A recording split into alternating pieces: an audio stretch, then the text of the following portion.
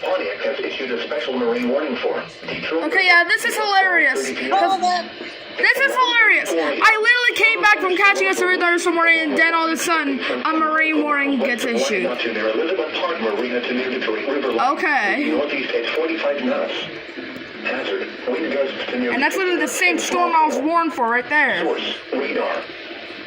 Don't know why this didn't go off. Damaged and briefly higher winds and several Oh, that explains the reason. Stronger thunderstorms will be near. Wind on around 11:45 a.m. The Ambassador Bridge around 11:50 a.m. Belle Isle around 11:55 a.m. Other locations impacted by strong thunderstorms include Gibraltar. Move to safe harbor until hazardous weather passes.